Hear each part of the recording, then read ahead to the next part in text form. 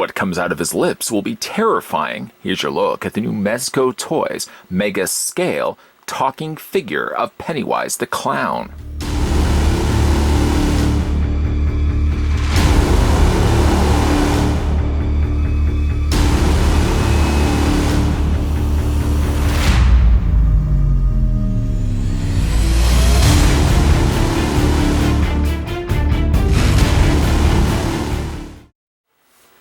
Pennywise the Dancing Clown from It in 2017 has again emerged from the sewer of Derry.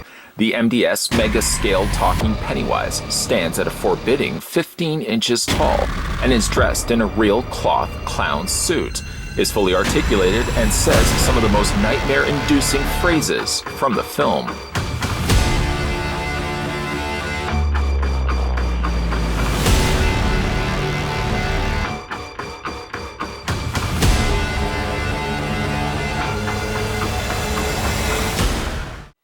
First thing we're going to do is measure off Pennywise. I know what you're thinking. The packaging said it was 15 inches in height, but you know me, I'm all about just double checking, right?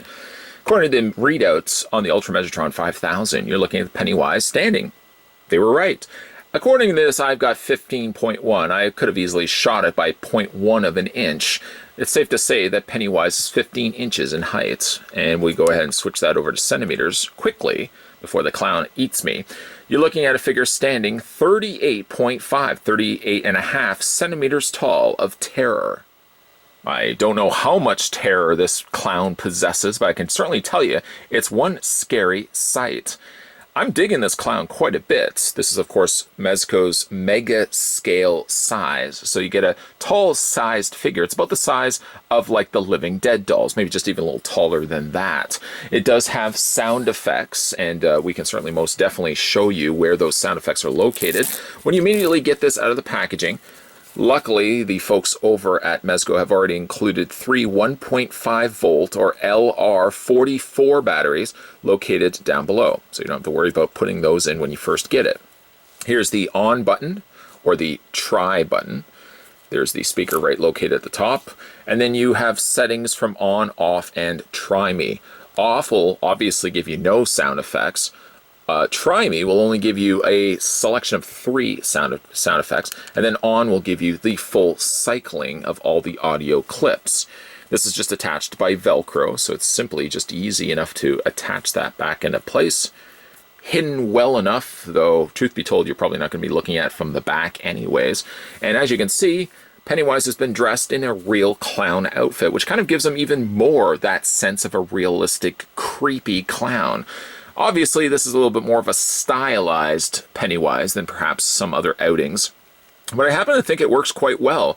There's also something imposing about this particular one, where I feel almost as if the eyes are staring right at me, staring into my soul.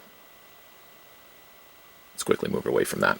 I like the dark color that they gave around his eyes. It really certainly lets those yellowish eyes peer through by having such a dark recessed area like that.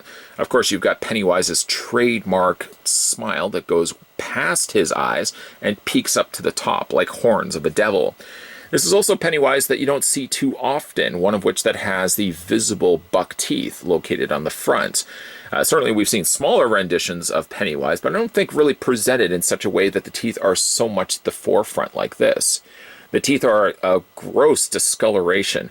No white teeth would be present here, although I have to admit, white teeth would kind of not work for a figure like this. His face is so pale white that I think if his teeth were anything other than an off color of yellow, or in this case, a gray, I think the teeth would just get lost in the mix. So I'm glad that they kept it to the very discolored, gross. Oh, imagine being this guy's dentist. The dark gray colors of his teeth.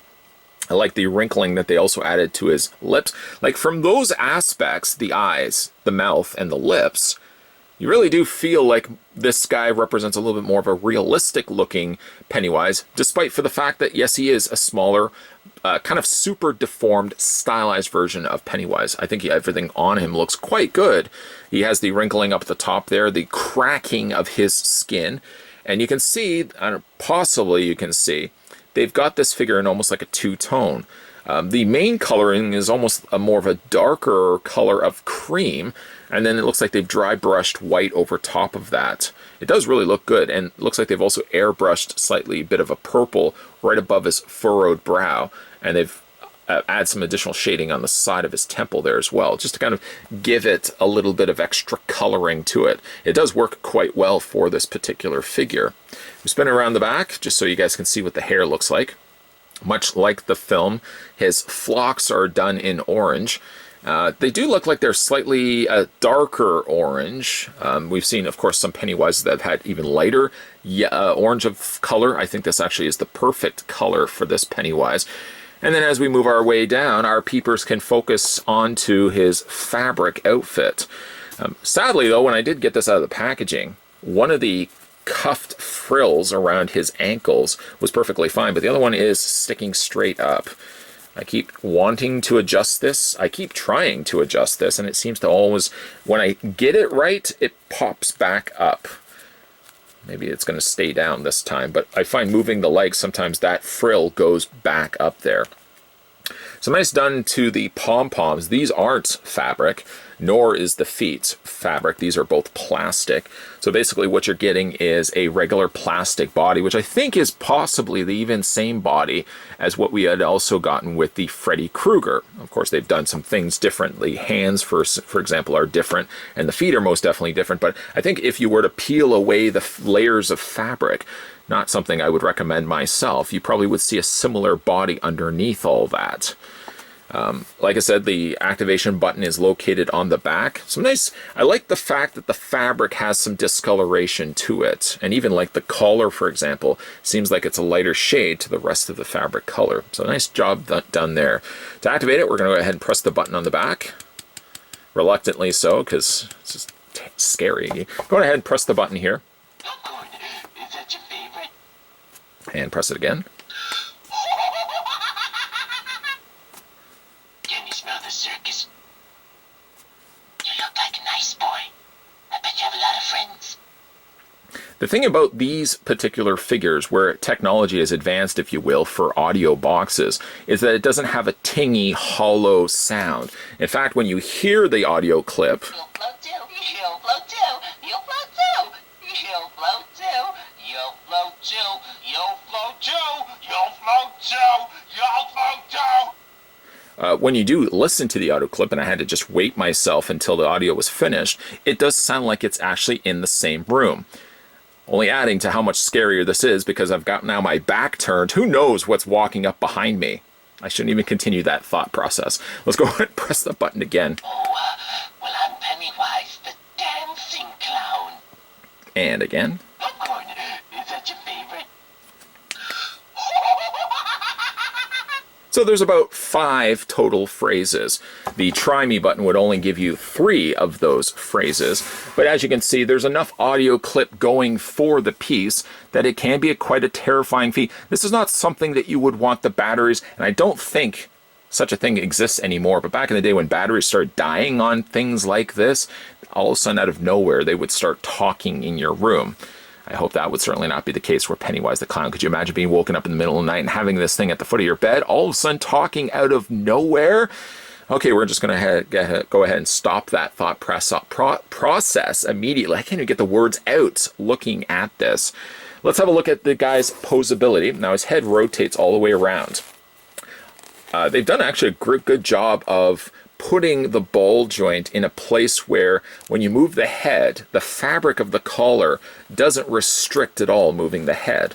It moves up and down, and it looks like actually that you can't see it, but I can see it a little bit better. It looks like that what they've got is a double ball joint, or as I've called it, a dumbbell ball joint, where basically it's a ball joint on both ends. One end is at the bottom and the base of the neck. The other one is in the recessed in the actual socketed section there of the head. So it gives you a good amount of posability, left and right, up and down, and you can also rock it back and forth. That's kind of creepy as well. Now, because of the way his mechanics are, basically all of this is a speaker box. So there really isn't any posability. There isn't any posability, as I was saying, in the waist. But the arms do hinge out. Not much, though, but they do hinge out. They rotate back and forth. You could, in theory, rotate them all the way around, but one thing that will most definitely happen is as you're rotating this, you can probably already see it, the fabric is starting to ravel up, bunch up about itself, so that you may run the risk that the fabric gets too tight and it's going to immediately start ripping right there. And that's certainly not something that you'd want to have happen. He has a swivel on the forearm, and he also can swivel at the hand.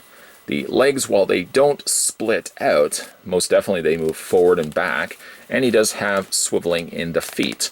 The feet actually having a swivel point comes in handy, because if you feel like the figure isn't standing appropriately, or feels like he could be leaning back a little bit, then you can compensate it by moving those feet out, and it gives him a proper footing, a stable footing, all the while he's looking deep into your soul.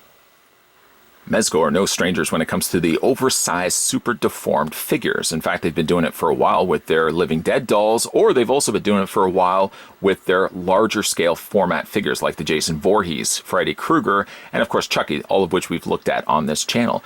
This one I think I might be liking the most. Yes, it's super deformed. Yes, it's super stylized. The features on Pennywise look a little bit more super stylized, but still, there's some moments here where I'm looking at his face, and it's a pretty scary looking face looking back at me. I don't have that same similar experience when I'm looking at, say, the Freddy Krueger or Chucky's. I'm liking this one, and I'm liking also the fact that they went the route of giving it a real fabric outfit. This sort of lends itself better to the idea of this feeling more like a doll than something that's comprised of plastic. Of course, all the other Chucky figures that we've had a look at have also had fabric coveralls, so I do have to stress the fact that this is nothing new specifically for Pennywise, but it seems to work a little bit better for Pennywise, I feel, than it did with the Chucky dolls. If you managed to pick up this one for yourself, let me know down below. Also, let me know where you display this. Do you display this in your room?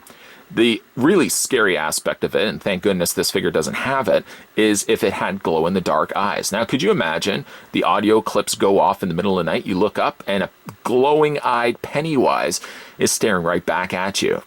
Right back at your soul. Either way, though, today we were having a look at the mega-sized. This was the Mezco Toyz, and this was the Pennywise, the dancing clown. Even though he wasn't really technically dancing, he was doing a whole lot of talking, and pretty terrifying if you ask me. If you guys want to go back and have a look at some of my other Mezco reviews, there's a playlist just for that. Also, if, say, maybe It is your thing, It being the movie, of course, and not just one broad stroke of calling it It, because It could be anything. But if It, the movie, is more your fancy, then don't worry, there's also a playlist of all the It and Pennywise figures that I've had a look at up to this point, leading to the release of Chapter 2. That would be It, Chapter 2. And I'm most definitely looking forward to seeing the continued adventures of the Losers Club as they fight off against the demonic clown known as Pennywise. If you guys are new to this channel, or let's say you're longtime viewers, just never got around to it, that's okay. Make sure you hit that subscribe button down below, swing on over next door to Derry, and turn on the bell notifications so when future videos are coming onto this channel, you'll never miss out. Stay tuned, guys, because we're going to have a look at some other cool and horror-related properties coming up in upcoming videos. So if that is your thing, there's a whole bunch of stuff coming your way. As always, guys, thanks for watching, and I'll see you guys next time.